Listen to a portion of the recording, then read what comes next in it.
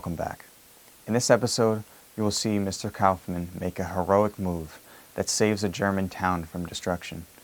As you watch this episode, I would like you to imagine how a Jewish man, a survivor of Buchenwald concentration camp, now an American Army intelligence officer, would have the daring to act that the way he did.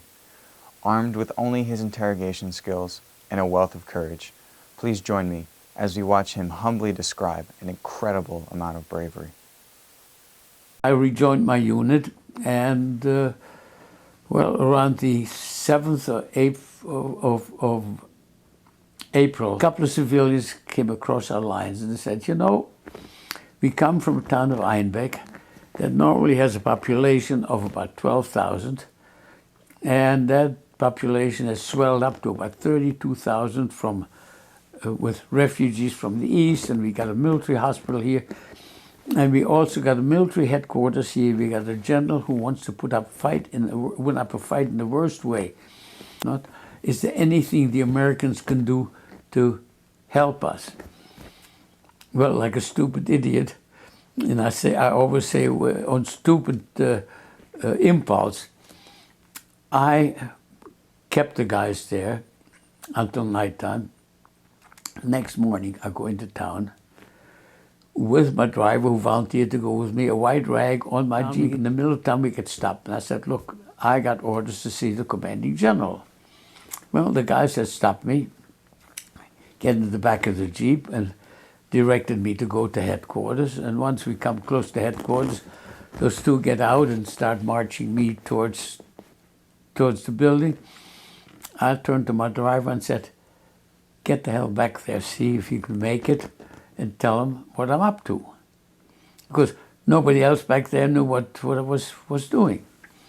Well, I get taken into a conference room or whatever it was. There sit about 5 or 6 staff officers, and needless to say, the questions began. You know, where you from, what you doing, whatnot. And let's face it, having been trained just in that, I had the right answers for them, and what I guess what scared me the most is when they asked me, well, where did you learn to speak German so well? Well, my answer was, well, I took German in college, and languages were my major, and I loved languages, and I practiced a lot of it.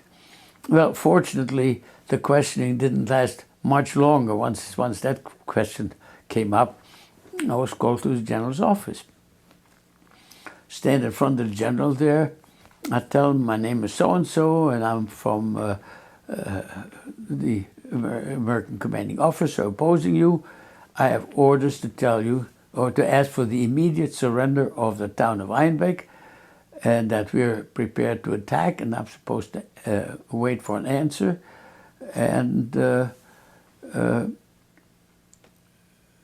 you'll be held responsible for any loss of life and property in the town if you decide to defend the city. The general tells me to wait outside. I'm being taken back to the same conference room I was in before. It was empty now. I was scared to say, oh, let's face it. And was there for about 15 minutes. Well, within that 15 minutes, all of a sudden I hear the general holler across the hallway or whatever. Who the hell let this driver get away from here? In other words, obviously my driver had made it out of town, and I was lucky enough that he had made it. Now, 15 minutes later, the general calls me into his office. Well, I've decided to accompany you to your commanding officer and to surrender the city. The next thing that happens is, here I sit next to the driver in the Mercedes staff car, shaking like a leaf, scared to death, with 2 generals in the back seat, and the Mercedes staff car moving at walking speed, so to speak, towards our lines, followed by more than 35 officers and over 300 men. Some other records said over 600 men. I don't know which was true. Anyhow, towards our line, we get into our lines, and the officers and the men are basically received and processed by an MP unit that was attached to the 113th at that time. We captured a lot of prisoners in those days. And I took the two generals to the cavalry's command post to Colonel Biddle. I made a formal introduction and all that, and then I asked the generals to please surrender their weapons to Colonel Biddle. They were outraged at having to surrender at somebody of lesser rank. But of course, being the interpreter, well, gentlemen, Colonel Biddle is the commanding officer in this area, and therefore it's his responsibility, and he expects you to turn your weapons over to him. Of course, what could they do? They turned their weapons over to him, and after that, of course, they were escorted out and taken back to the rear, where they probably were processed further.